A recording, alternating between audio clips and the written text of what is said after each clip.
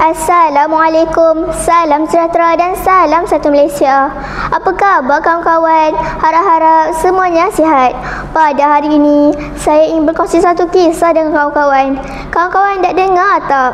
Tajuk cerita saya ialah Maafkan Cikgu. Kenapa cikgu pula yang minta maaf ya? Kalau kawan-kawan semua tak tahu, marilah dengan cerita saya. Kawan-kawan yang saya kasihi. Kisahnya adalah seorang anak yatim. Namanya Amir. Ayahnya telah meninggal dunia sejak dia masih kecil lagi. Untuk menyara kehidupan mereka, ibunya telah mengambil upah menebas kebun dan menjual kuih. Namun, Amir tidak pernah mengeluh. Malah, dia turut membantu ibunya bekerja dengan menghantar surat khabar sebelum ke sekolah. Baiknya Amir itu kan kawan-kawan. Seperti biasa pada pagi itu, Amir mengayuh basikilnya laju-laju, berpeluh-peluh badannya. Amir bimbang akan bertemu dengan Cikgu Hakim, guru disiplinnya di sekolah. Mendengar namanya sahaja sudah membuatkan pelajar-pelajar kecil perut. Apatah lagi bersemuka dengannya. Seramnya. Ingatlah ya kawan-kawan, datang lambat ke sekolah bukanlah sikap yang baik. Ketika sampai di sekolah, jam tangan Amir menunjukkan jam 8.30 pagi. Dengan langkah yang tergesa, Amir pun menuju ke kelasnya. Tiba-tiba, Amir! Nama Amir dipanggil. Panggilan itu lantas mematikan langkahnya. Degup jantung Amir bertambah kencang apabila terlihat wajah Cikgu Hakim yang sangat serius. Dengan suara yang lantang, Amir dimarahi kerana datang lewat. Amir hanya membisu, memberi alasan pada saat itu bukanlah tindakan yang bijak.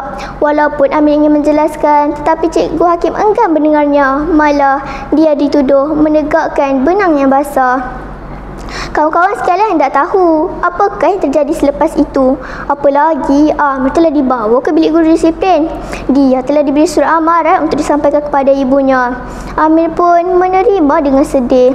Berat mata yang memandang, berat lagi bahu yang memikul. Amir kecewa kerana dituduh sebagai pelajar yang malas. Rakan-rakan Amir juga sering mengejeknya kerana selalu didenda atas kelewatannya sampai ke sekolah. Setelah sesi persekolahan tamat pada hari itu, Amir pun terus pulang ke rumah. Selepas selesai solat, Amir pun terus ke dapur kerana perutnya terasa terlalu lapar. Ketika ingin menjamah makanan, Amir teringat kembali peristiwa yang berlaku di sekolah tadi. Seleranya hilang. Amir membuat keputusan untuk pergi ke kebun Pak Menggat untuk berjumpa dengan ibunya. Dia ingin menceritakan peristiwa yang berlaku di sekolah tadi. Sebaik sahaja terpandang wajah ibunya, dia berasa tidak sampai hati untuk menceritakannya. Malah, dia turut membantu ibunya menyelesaikan kerja. Baginya, ibulah segala-galanya. Ingatlah ya kawan-kawan, syurga itu di bawah telapak kaki ibu. Jangan sesekali buat hatinya terluka. Pada malam itu, Amir nekat menyatakan hasratnya untuk berhenti bekerja. Lantas, menyerahkan surat yang diterima daripada Cikgu Hakim. Amir melihat wajah ibunya sangat sedih selepas membaca surat itu. Bagi ibu Amir, dia masih mampu menyara kehidupan mereka. Apa yang diharapkan oleh ibu Amir? Dia hanya ingin melihat anaknya berjaya dalam pelajaran. Kawan-kawan yang disayangi sekalian, itulah jasa ibu kita. Sebagai pelajar tahun 6, Amir dapat berfikir dengan baik. Dia telah membuat keputusan untuk berhenti bekerja. Dia berazam selepas ini akan datang awal ke sekolah dan belajar bersungguh-sungguh. Justeru keesokan harinya, pagi-pagi lagi dia telah sampai ke kedai Pakcik Mutu, tempat dia mengambil surat khabar. Selepas itu, dia mengayuh basikilnya lebih laju dari biasanya. Dia tidak ingin terlambat lagi. Dia sudah serit dengan hedikan guru disiplinnya. Apabila tiba di persimpangan jalan, tanpa melihat kiri dan kanan, Amir terus melintas, malang tidak berbau. Sebuah kereta telah melanggarnya. Amir tercampak ke seberang jalan lalu pengsan.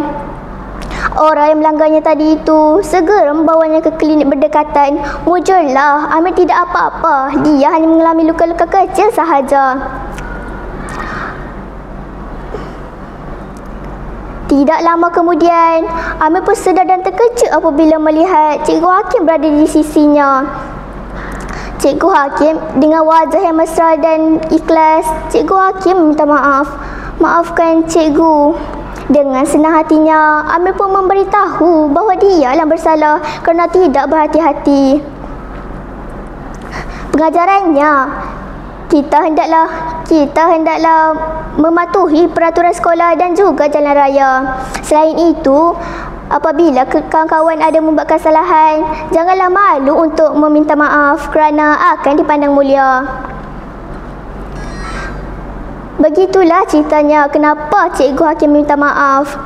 Semoga kawan-kawan mendapat pengajaran dari cerita saya tadi. Yang baik jadikan teladan, yang buruk jadikan sepadan. Sekian, terima kasih.